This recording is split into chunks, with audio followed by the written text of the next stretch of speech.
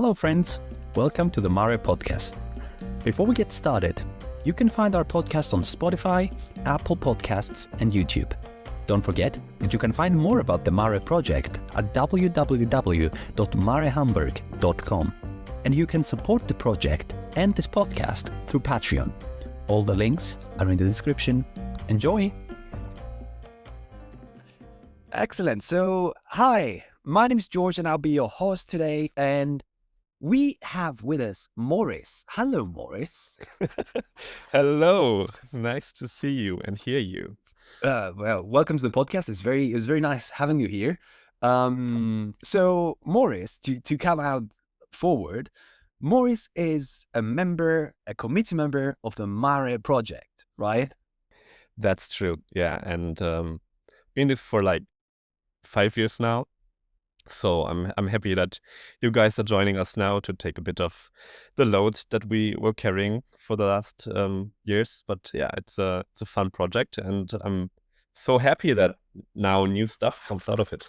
Absolutely, yeah. So since you were one of the first episodes, can you tell us a bit about what MARE is? Because I'm swinging the word around saying MARE this, MARE that, MARE project, MARE podcast. What is MARE? How did MARE start? So how did it start? It started when basically I moved to Hamburg and I wanted to pursue a bit of a career in maritime archaeology, and there was not that much of maritime archaeology there.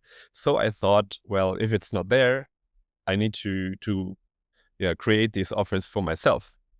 Thankfully, I have good friends in Hamburg who are also interested in maritime archaeology. So we decided to create a conference for students in maritime archaeology. And that's how the project started in 2019. And together with Alex, who's still a member of the project now, and two other friends, we started to brainstorm ideas. When do we want to do it? Where do we want to do it? And of course, we wanted to do it in Hamburg then. And so that was the basic idea, to have a conference for students of maritime archaeology.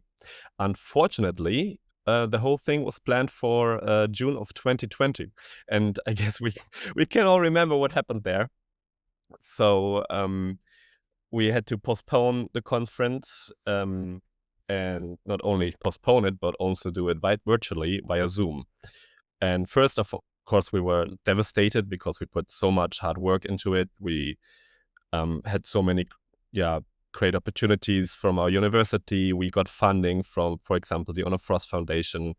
And it was really, we were really proud of setting up this conference. And then all of a sudden, oh no, we have to do it virtually.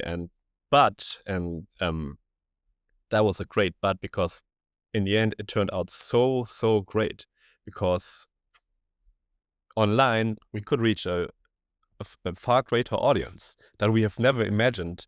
That people, like, we expected maybe the speakers, so 15 people plus maybe a few other people come to Hamburg. So we estimated about 20-25 people, and in the end we had over 100 people joining us live on Zoom. So that was a huge success for us. And then we thought, of course, like, okay, well, this went so great, can we expand on that? And so Alex and I decided to continue this as a lecture series, where on the first Monday of every month we invite an upcoming scholar from the field of maritime archaeology to present the research. And that's how the project came to be, and that's what we're doing for the past years. Wow, that's absolutely brilliant. And you see so many small stories there of sadness and success and disappointment. But then, oh wait, we people didn't show up physically for the conference, but hey, we had 100 people watching us online, and that's brilliant. And I think it was through one of these times that I think especially early career researchers, they were looking, who were excited to start their PhDs, start their masters, move on with their lives, do stuff. Suddenly COVID came and everything was locked down. So that was a great opportunity to actually not only just showcase the early career researchers, but in Hamburg, a university that's not traditionally, I would say, known for maritime archaeology, to create such a visibility for what the department does in maritime archaeology that I think it's absolutely great. And what's even more great is that even until today, the MARE project is still going on. And every Monday, the first Monday of the month, someone is giving a talk, and it's not a professor from a university, and it's not the creme de la creme of the universities in Europe and the world. And it's can I say use the word little people, the small people of maritime archaeology, the up Yeah, and I would coming. say so. I would say so because that's exactly what we were aiming for. Because, like, if we're honest, when you go to a conference, there are always some PhD students or sometimes even master students presenting their research. But I guess the main focus is always on the big guys, the stars of the field. So we wanted to create a friendly atmosphere where people could learn from each other, could connect with each other, and yeah, I think that really turned out very well. So with all the people that we have reached over the past years, not only did we create collaborations but also friendships. So yeah, Oh I yeah, guess it's a absolutely. success for of the whole field.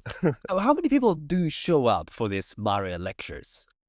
It depends. It depends a bit on the topic that is presented, and also on the outreach of the person, of the speaker. But I would guess as an estimate around 30 people for each time. Sometimes it's a bit less, it's 20, sometimes it's a bit more, 40 to 50, but most of the time we have about 35 people. No, that's amazing. I mean, for a student-led kind of project that showcases PhDs and master students, I think that is absolutely brilliant. And may I even say that there is a core audience, some fanatics of MARE now around the world, where they would I show would up for I would every say so. lecture. I would definitely say so. I mean, we have people from the US, we have people from Canada, all over Europe, of course. So it's always fascinating to see when we have a little chat before the lecture starts and people joining the room and say hello from here, hello from there. It's Oh, wow. this and that o'clock in my place now. It's raining, it's snowing, and people just having a good time. And yeah. Wow. So how long do you think until MARE starts a cold? A cult. Well, Yeah. I don't How know. long do I you think? mean, Year, 2 years? it's up to you. Now that It's up you to have me. this now that The you have ball this is on me now. podcast, we are on Instagram now. So all these things that we as like the old community members never came up. Of course, we had ideas as well, but we never followed through with them, or we were like too engaged with like setting up everything else on this project. And so I'm really happy with all these new influences and ideas that you guys are bringing in.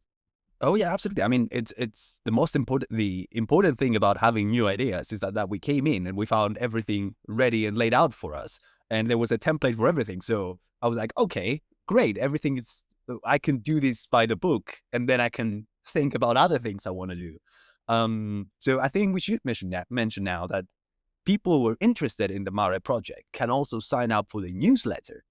That newsletter that comes out once a month, and it's the utmost, most brilliant piece of information you can find in maritime archaeology. I'm absolutely impressed. I was impressed, and I am still impressed on how you guys managed to find every recent publication that was coming out, or every conference, every workshop, just stuck it in there, and a newsletter will come up, and I'll be like, oh wow, there's 6 new publications on maritime archaeology that went completely off my radar.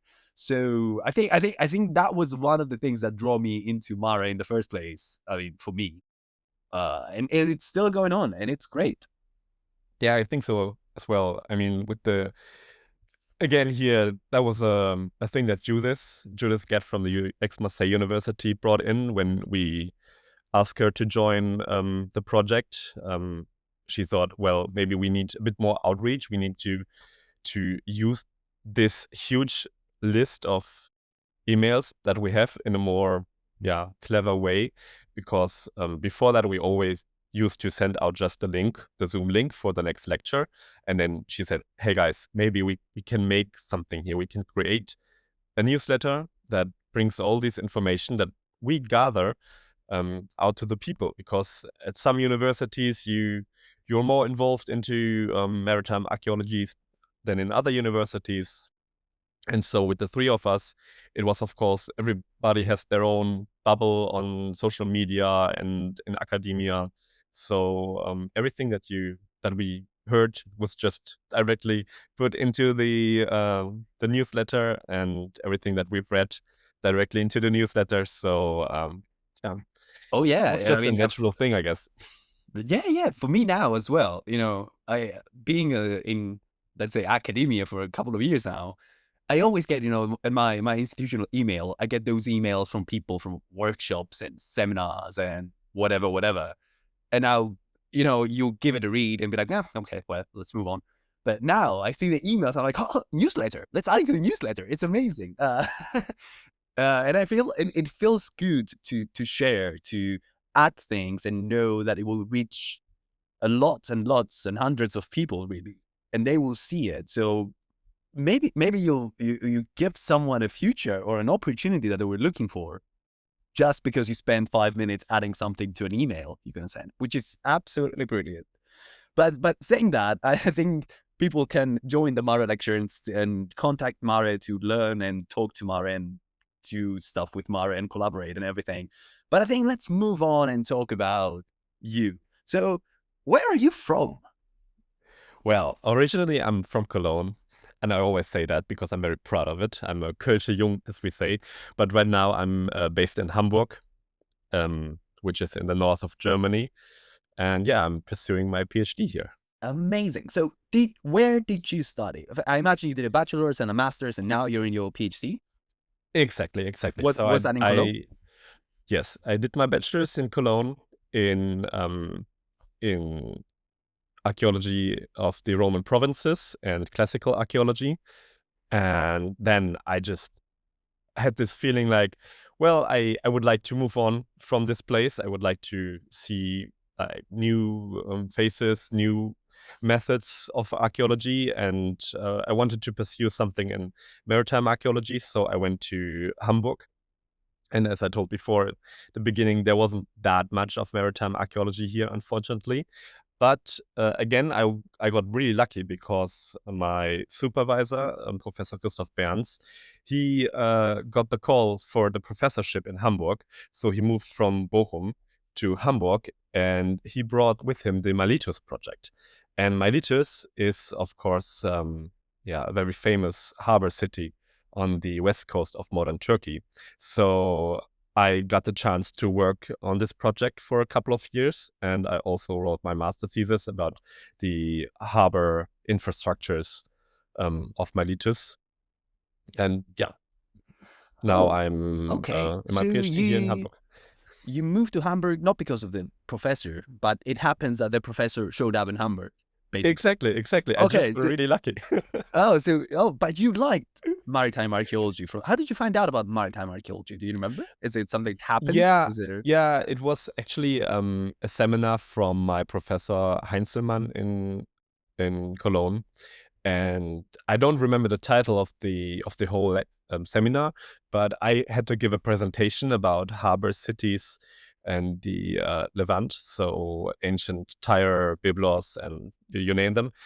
And I was so fascinated by the work that people like Nicolas Carayon or Christophe Morange did there with the core drillings, and I was just so fascinated by that I decided, well, harbours it is.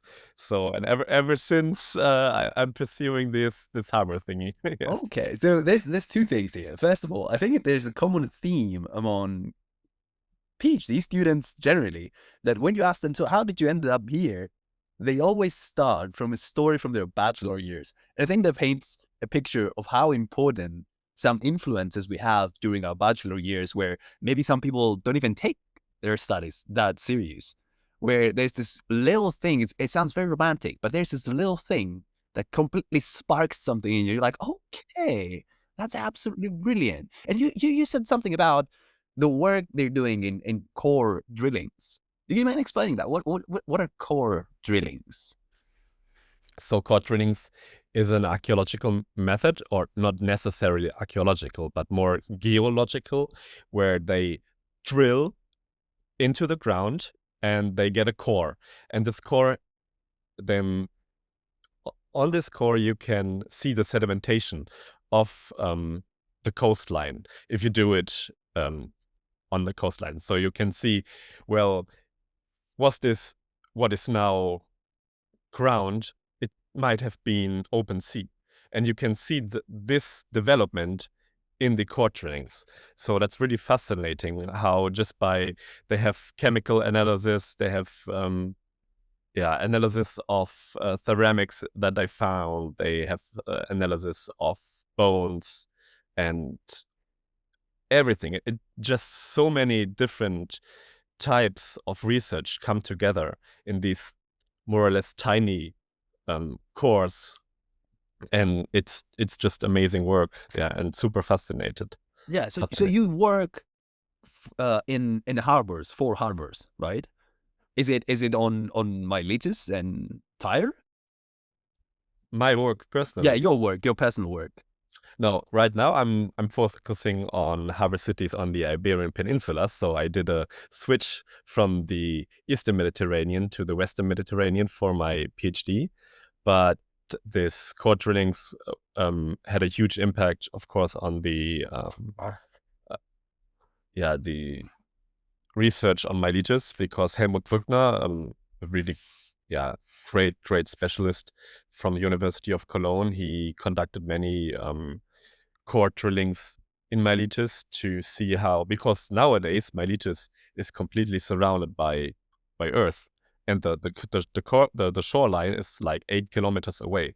But in ancient times, it was a peninsula, and so with his work, he showed that it was in fact an important harbor city surrounded by the sea, and how over the years, over the centuries, over the millennia past, the earth somehow claimed the city. Oh yeah, absolutely, and it's fascinating to see. I think there's a common theme with people working on harbors, that most of the times harbors, ancient harbors, are on land, and very much on land, and you see an excavation going on in the middle of a plain field, and you ask them, so what do you do? Like, I'm excavating a harbor. Excavating a harbor. Like, well, you're excavating what? So this is something that happens in maritime archaeology, that happens in coastal areas, which is a super dynamic landscape where sediments come and go, and if a harbor can be completely drowned and submerged, or in the other hand, a harbor can completely be 8 kilometers inland. So you work on the Iberian Peninsula. That's Spain and Portugal, right? Yes, indeed. That's northern Spain and Portugal. Do you work, I imagine, in Roman, as you said? You said it. Yes. Roman harbors, right? Okay, so what do you do more specifically? I know you can't say much, and this is a common theme among PhD students who are trying to publish their work or working on something, that they can't say everything, or they're unsure about things. So they're scared of saying something that might be completely wrong in the next year. So from what you can tell us, so what are you working on specifically? So broadly speaking, I'm working on the physiognomies of harbor cities on the Iberian Peninsula. What do I mean by that? The term physiognomy for me means the interaction between the urban layout of the city and the agents, so the people that live and work in the city, and how these two entities interact with each other. So what I'm looking on is trying to see how these physiognomies are shaped by the sea, because these harbor cities are, of course, on the seaside. So what does it mean to be a city by the sea? How can we as archaeologists see these influences? And for example, when I started, I had this quote by Cicero in the Republica, where he spoke of like unpleasant changes in custom of the people living in the city, and that they're not foreign habits are introduced there, and it's like Sodom and Gomorrah basically, and that they gave up agriculture and arms for the pleasure of trading and shipping. And I want to see how does it reflect in the archaeological record. So I have this list of around 35 cities that I wanted to do research on, and now I boiled it down to more or less 8 cities. Oh yeah, So that is I 25 sounds enormous. yeah, It is it was a bit of a stupid idea. like always, when you're starting your PhD, you have these great and glorious ideas of now you're gonna change everything and reinvent the wheel, and then you end up like, yeah, now I understand why everybody is doing it in that way when you're confronted with this huge amount of data. And yeah, so I basically boiled it down to 8 cities that where I'm now trying to really see how does the sea influence the city. Okay, it's very interesting. So it's how the people in the harbor and the buildings, basically the buildings. It's a. I'm using a very bad term right now. The infrastructure and the people interact with each other. So how did a harbor city look like? What made it special and different? Instead, like it had a harbor, right? So it had to have a harbor and warehouses, I imagine, to store everything. And I would say, I don't know, customs offices, maybe. But other than that, was it any different in infrastructure, or is it just the notion that we are living in a coastal town and we interact with merchants and people from all around the Mediterranean or the globe? I would say it's rather the second. So when I started my master research, there was just a book coming out by Stefan Feuser, a professor in Germany, where he did research on harbor cities in the Eastern Mediterranean. And basically he concluded that there are only like a few kind of buildings, infrastructures that are genuine for harbor cities. So docks, wharves, lighthouses, boathouses, molds, all this stuff. The rest is common in other cities as well. So what I want to do in my research is really see what you said.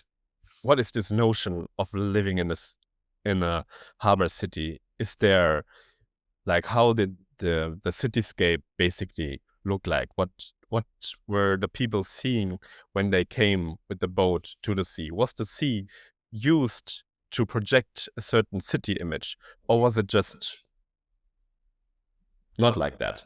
Oh You yeah, know? absolutely. So I'd imagine. I mm, think I read somewhere about the harbor of Piraeus. I think that was it's either by a paper by Bjorn Loven or by George Steinhauer. That it's they said that the shipsheds in Piraeus were built in such way that when someone comes into the harbor, they see the most beautiful buildings that I know from sources that Themistocles, for example, compared the shipsheds of Piraeus with the Parthenon. That's how beautiful it was to see as a spectacle. And they said that, yes, it was the first point of contact of every merchant. They needed to come in and we needed to show them the most beautiful thing we can show them. And that's a very important first impression that leaves on you exactly. when you come in. Yeah. And this is like part of the urban layout that I want to research. So where in correlation to the harbor are specific public buildings, are specific warehouses or industry houses, um, all these kinds of things. Like always, how is the relation between the city itself and the seaside, the harbor? For example, take the necropolises. There is the famous city also in Western Turkey of Ephesus, and you have this where they can due to sedimentation, the harbor was at one point in the city, but the shoreline was also quite a few kilometers away. So they dug this huge channel to connect the harbor basin to the open sea. And what they did is they used the surroundings of this channel as the necropolis. So they used basically the channel as a via sacralis. And I want to see if something like this happens in Spain as well. For example, in Villa Claudia, a city in the south of Spain, there seem to be certain indications that they built the necropolis and the tombs in a certain way that when you came to the city from the sea, you saw the necropolis and you saw all these magnificent tombs from the seaside. Oh yeah, and it's, I mean, when we say necropolis nowadays, we think of, cemeteries when it's something, everything is dead and grim. But we need to think with their minds that a necropolis was not a plain field with white crosses. It's something No, much it more was something magnificent. splendid. Yes, it was son Absolutely. of, yeah, the first impression you get from a city, because usually these necropolises, these ancient cemeteries, they're on the most important streets leading into the city.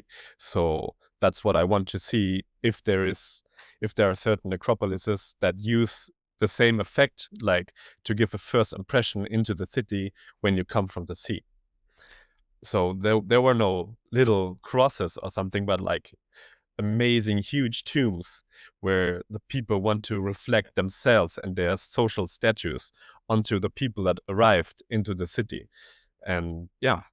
Oh yeah, absolutely. I actually remember recently reading some inscriptions from tombs of sailors, and it's the most amazing and splendid poetry that I've seen in my life is inscribed on epitaphs and tombs.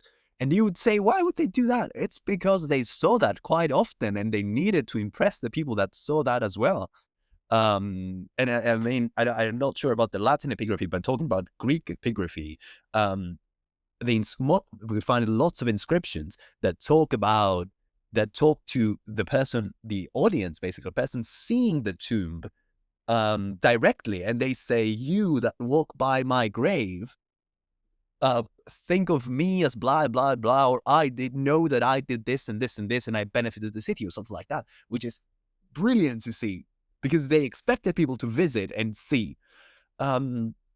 But that's absolutely brilliant, and I've actually been to Ephesus. I was lucky enough to go to Ephesus twice, and sitting at the Grand Theater, and knowing that sitting at the theater, you look down and you basically look down at the harbor basin. It must have been an amazing sight to see. Imagine sitting at an open air theater and seeing one of the Seeing the most harbor, seeing active, all these harbors. boats, these people being busy, and this is exactly what I want to seek in my research, if we can find this. For example, another thing that I want to research is this, like, harbor district. Is there something like a harbor district?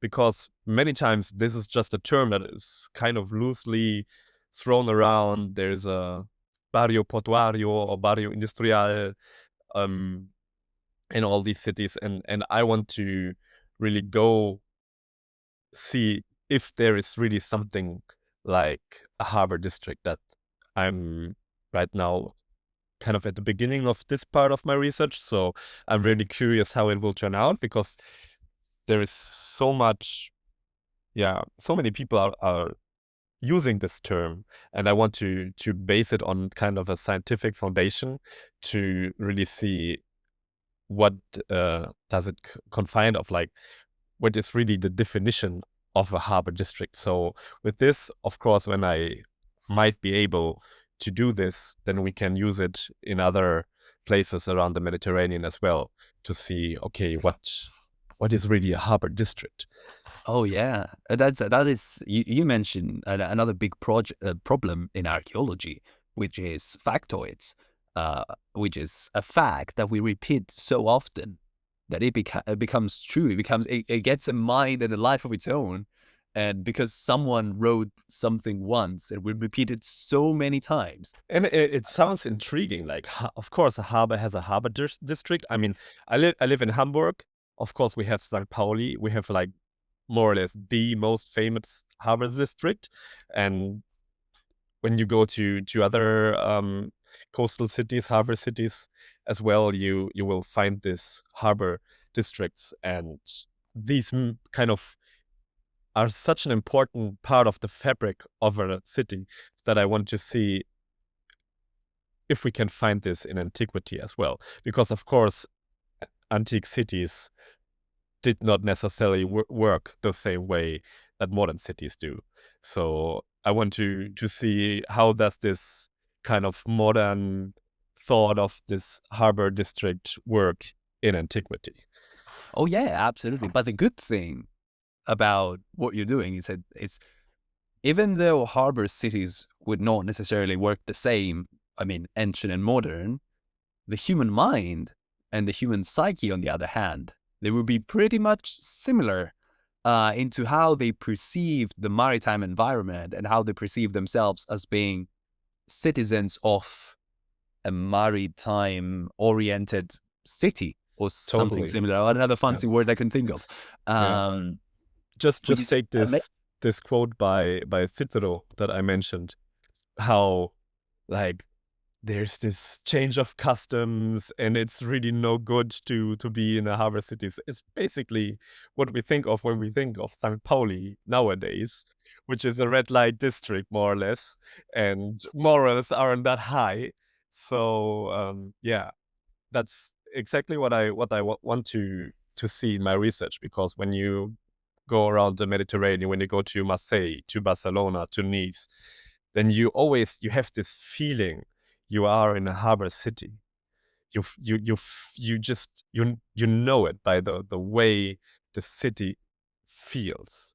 And I know it's hard to see this in the archaeological records, feelings, but I want to, not really get the feeling, but like how can we get as close as possible in the archaeological record to reconstruct how does this feel to be in an ancient harbor city. Oh yeah, and that's what archaeology is all about, like getting as close to the ancient man as possible. And I think it's a very noble cause to try and understand how they felt. Because another thing that many people might not know is that archaeology, when it started, it was all about finds and finds and finds and ceramics and walls and rocks and all the amazing stuff that we all love to work with and see and talk about. But the people are not just ceramics and vessels and buildings. There's more to it. And sometimes the evidence speaks for itself, but sometimes it also hides a lot of things behind what we think it tells us. And that's why a huge part of my work, of this term physiognomy for me, is not just the urban layout that we've just talked about, but it's also these agents, the people that live there, that work there. I want to see, like, where did they come from? Is there some kind of, can you trace people coming from abroad, coming from a different province, coming maybe from Northern Africa, coming maybe from Italy to the Iberian Peninsula to work there, to form the elite or to form a working class, so to speak? Which kind of gods did they worship? Did they brought any foreign gods with them? Did they brought, whatever? Like what will I you can see the mingling, right, of the mingling of the different cultures. And I might add that this is a nightmare for some people working in archaeology, because they're so used to put labels on everything, as suddenly something shows up that is neither Italian nor Spanish nor African. It's something in between, and it creates this difficult conversation of what is this, and then we end up with some, the Hispano-Italic vessels or something like that, because desperately trying to put a label on everything to explain it, but the reality is that the people who created them didn't really care to label them. They cared about doing what they felt was their most aesthetically pleasing result that they could, not to please the future archaeologists who would find it and they would be, oh yeah, it needs to look more Hispanic rather than whatever I made up because I am Italian and I'm in Spain. So I created something different. Oh yeah, that's that. It's an amazing research, and I think for me that's the quality of archaeology nowadays and what people need to understand more about archaeology, especially young people who are thinking about going into archaeology. And they're like, I may not enjoy, I don't know, seeing ceramics all day. Well, archaeology is not about seeing ceramics all It's so day. much more. It's so much more. Yeah, Yeah. and you actually mentioned it before when I go back to Militus when you talked about core drillings and chemical analyses, and now we talk about sociology and about people and about their psychology and about their feelings, but also about their buildings, their docks, how they chose to build their docks. So archaeology is really about everything, really, rather than just one specific thing. So I wanted to get your opinion on this. Do you think that nowadays archaeology has gone wild, where it's everything and nothing at the same time, where it's so hard for us to define what is archaeology because it's everything? I wouldn't necessarily say it went wild, but for me, it's a huge step forward to really try to see more in the past than just statues, than just the big buildings. Just like we only going to do research on the forum, which is like the main square of the city, or just the temple. Because in my mind, this is more of an with this research, we get a little glimpse of the elite of the past. But what interests me, and this kind of reflects in my research, is more of the common people. How did the common people live in the past?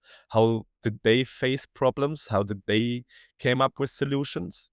Because I guess in the end, you can always learn from the past as well, and see like how did people interact with each other who came from different parts of the Mediterranean world, and they mingled in a harbor city. So this open-mindedness of archaeological research with that has become more and more a thing in the past years, where so many different things were put into the focus of archaeological research is really important in my mind. So I would guess it's a good thing to always look left and right. What are other people doing? What kind of methods can we use in our research as well to shed more light on those ancient people? Yeah, that's a brilliant way of seeing things. So you mentioned something very interesting. You said about learning from the past. So I'm really curious. What did you learn from the past? What is something that your research has taught you so far? About if maybe it's a lesson, maybe you can tell me both a lesson from the past to the present, but also something.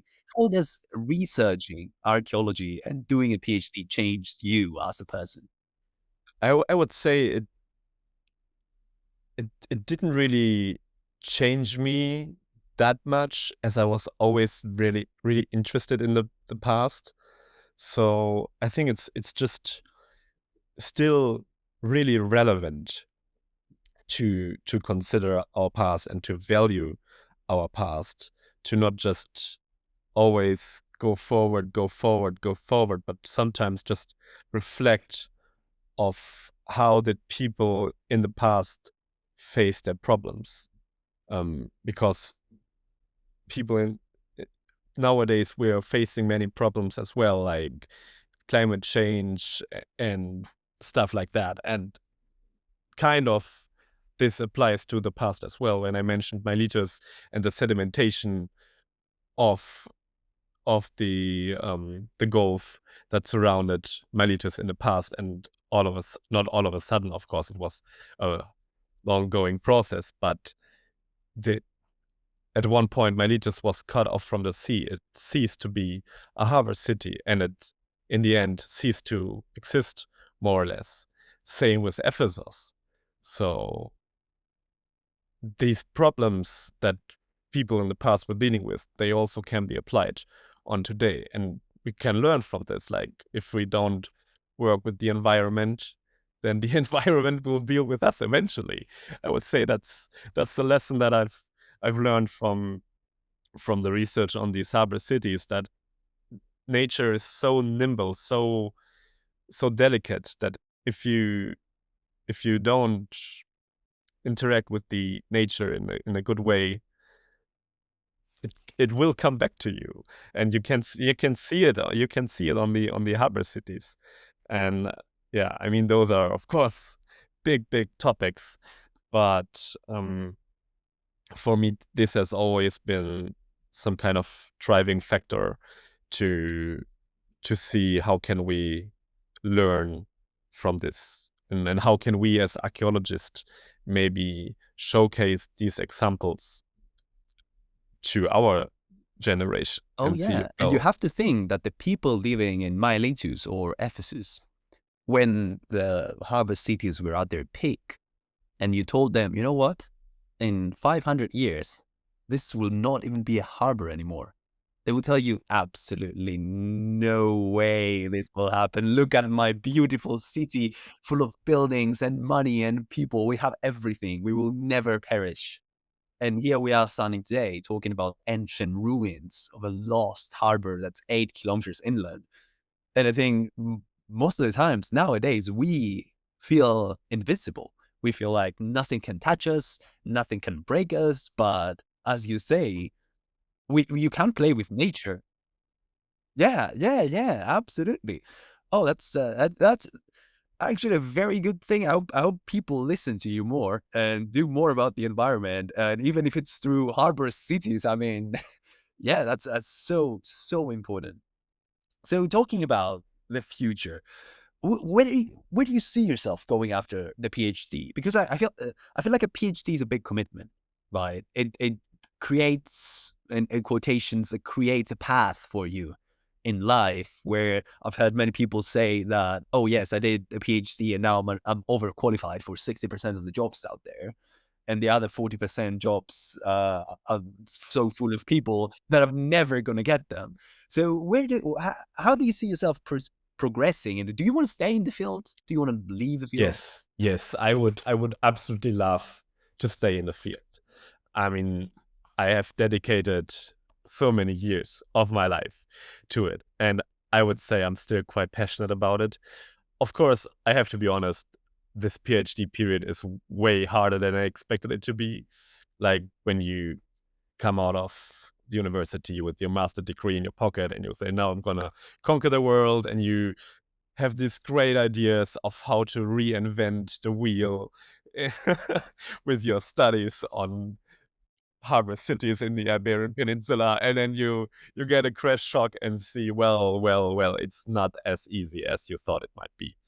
But I guess I'm still very passionate. So my long-term goal would of course be a professorship. If it's in Germany or abroad, I don't care. This is one of the things that I love from archaeology. You're traveling so much. It's just the greatest thing for me to be able to work on so many different sites all around the Mediterranean, and get to know people, get to know other cultures. So this is something that I definitely want to pursue in my career. And of course, if you stay in academia, the trajectory goes toward a professorship. So that would be the dream goal. For my nearer future, I would of course like to finish this PhD project sometime between spring and summer of 26. So I'm now about halfway through with it. And then we'll see. I would like to, in Germany we say it's called a wissenschaftlicher Mittelbau. So I know it's different in all the different countries, but it's some kind of a position beneath a professor. So yeah, a postdoc, but basically, of course, yeah. So that would be my next term goal, and I would love to do it in Spain. Ever since I did my Erasmus in Tarragona, which is a harbor city, of course, on the eastern coast of Spain, roughly 100 kilometers south of Barcelona. And I fell in love with the country.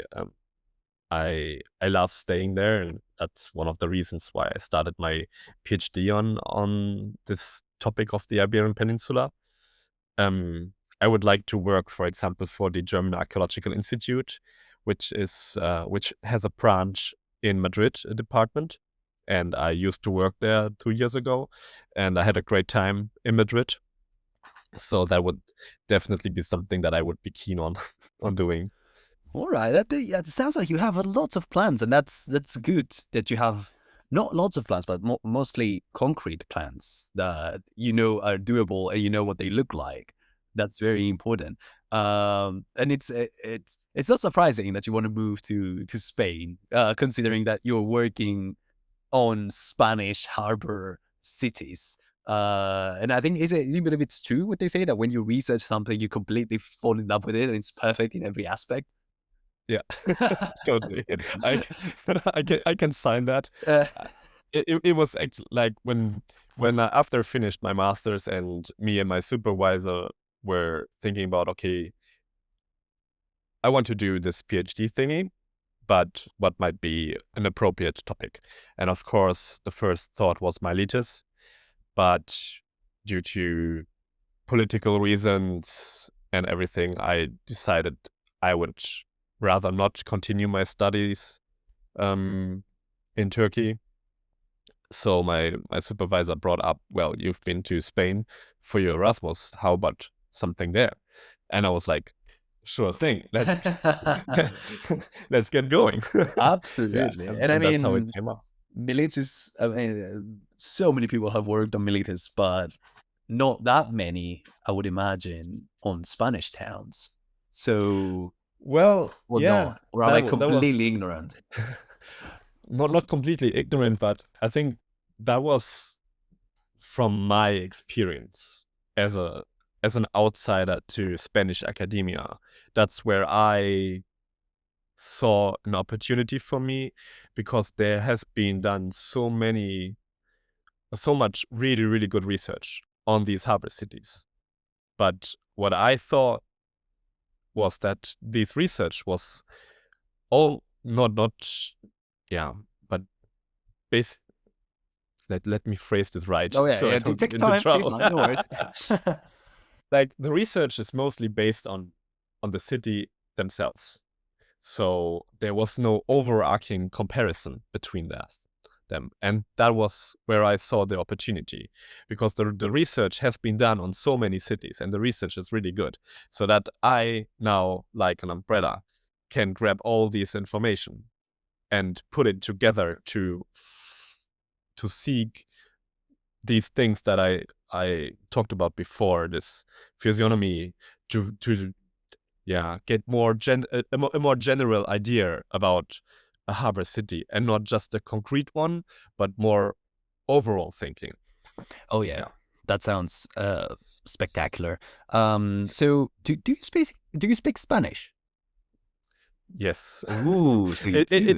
It's not as good as I hoped it to be, but it's enough to do conversation and of course to read, because most of the articles and books that I have to read are of course in Spanish.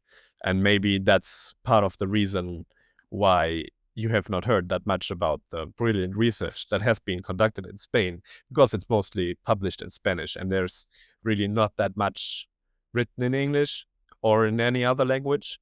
So I guess that's also one of the advantages that I have as an outsider, to maybe form kind of a bridge, because this is something that I experience in Germany as well.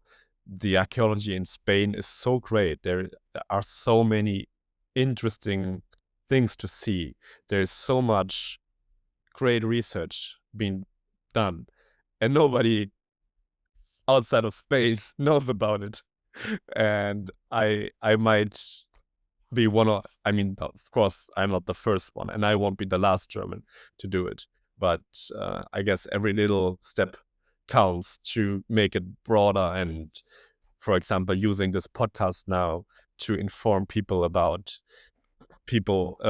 about cities, harbor cities in Spain, that people might look it up and see how interesting Oh they yeah, are. yeah. I hope they do. I hope they do. But yeah, you brought up a very interesting topic about regional, let me call it archaeology, where, for example, if I want to study something in Italy, everything is in Italian, or if I want to study something in Germany, everything is in German, or Spain, Spanish, etc., etc., where it creates a kind of paradox that we live in. We say that we live in an age of globalization and access to information and data and everything that goes flawlessly throughout the countries.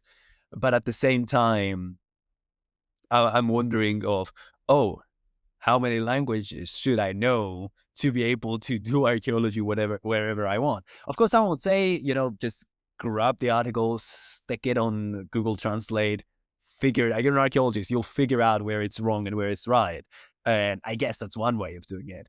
But at the same time, it's a big topic of regional. How much is it benefiting regional archaeology if you do it in the regional language? Because I don't think that this is my hot view of the day, right? I may be completely wrong about this, but for example, I say, what if Greek archaeology was written in Greek, all over from the beginning to the end? Will people care enough would they all learn Greek to learn about the Parthenon? They wouldn't, right? So maybe it wouldn't attract so much attention. I don't know. And I don't know. I mean, I don't know. Well, I would definitely say that in my studies, people were always asking me, why don't you speak Italian? So to go back to what you said about Greece, I guess if people would not have started to publish about stuff in Greece in other languages, at some point they might have developed the interest to learn Greek, because they did it with Italian, and Italian is kind of a big language in archaeology. But I think this is a, yeah, I had this discussion many times over about like what should be the best, what is the best way of, do we all need to publish in English because then it's easier, or everybody should learn English now because it's the most accessible? And I mean, for me as a German, it was my second language. It's kind of the most easiest language to learn as a German speaker. But for people from Spain or from France or from Italy, to learn these other Romanic languages, it's of course way more easier for them. And so they just stick to their own language. And I guess it has its disadvantages, that it can become kind of an echo chamber for certain ideas, because they stay in the academia and don't get out, which is a trend that I see at some points in my research, that there exists kind of an echo chamber where everything becomes a macellum now, or everything is a light tower now, where I'm, as an outsider, like, okay, wait a minute, can we get a step back and see this a bit more clearly, that not every quadrangular fundamentation needs to be a lighthouse? Maybe let's have this discussion. But on the other hand, it's of course, the archaeology needs to be also rooted into the country. For example, in Miletus, much of the research that has been conducted in Miletus is from German people. For over 120 years, German people are excavating there, and just so most of the articles and books are published in German, so they are not accessible to the people outside of academia, which is also sad, because then people from the own country don't necessarily learn about the culture that they have at their own doorsteps, which is kind of sad, I think. So there needs to be this, a good. I don't have a perfect answer for this, but we need to really find this way of having easy access to academia, where a foreign language might be the best, and having a good dissemination to the local people, where the regional language might be the best suiting. Oh yeah. So Oh yeah. That's yeah, you it's a hot topic, definitely. yeah, it's a hot topic, and your point, something that's also very, very correct about, um, for example, we work in academia, so quote unquote, we have time to learn other languages because we need to learn other languages. But if someone is in any other field of work, they say, I'm not going to bother spending 5 years, 6 years of my life learning German because I want to see what's in my litus, right? Uh, so it's a very interesting. Of course, we can't figure it out by ourselves here. Maybe there's room in this world for archaeological translators. Maybe maybe there's a gap there that needs to be filled by some people who are working in translation and not by us. But yeah, of course, we can solve this problem. I mean, with the modern technology, it becomes so much more accessible. Like, I experience it every day. I can read my Spanish texts, and as soon as I stumble about something that where I think, okay, this is really the core now, I need to get this sentence right, then I can use the things that are accessible right now in the internet to translate it, to get a better idea of it. Oh yeah, So yeah. I do it all that's the of time course really because helpful. I'm working on an archaeology and then stumble upon a text that is in Spanish, and the next one is in German, and the next one is in French, and I'm like, okay, so I obviously don't speak every language, right? So I'm using the different tools, and because I am actively working in archaeology, so if the translation gets something that's completely off, I would say no, the translation is wrong. But for example, if it's, I think we see that in undergraduate students that are not very accustomed to a lot of things, and they may at the end do a presentation or write a paper and talk about something that doesn't exist, or something the translation gave completely wrong because they wouldn't speak or read other languages. But yeah, that's a big topic, and maybe if someone has an opinion, they can contact the MARE conference through our email, which you can find in the description, and we can have a longer talk about it, maybe even a dedicated session about translation in archaeology. But yes, with that, I want to thank you for coming in today. This has been a wonderful, wonderful talk. I wish you every luck in your future endeavor. Finishing your PhD in spring/summer of 2026, and then going on and doing whatever you want to do. And I hope you actually do everything that you want to do, and not something that you're forced to do because you need money. We've all been there. So if I don't know if you have any final comments. Learn from the past. I guess Learn from the past. That's an that's amazing. something to sum up our talk. No, it was had a lot of fun to talk about all these topics that are so important to me. And yeah, thanks for having me. Excellent. Thank you very much. So bye.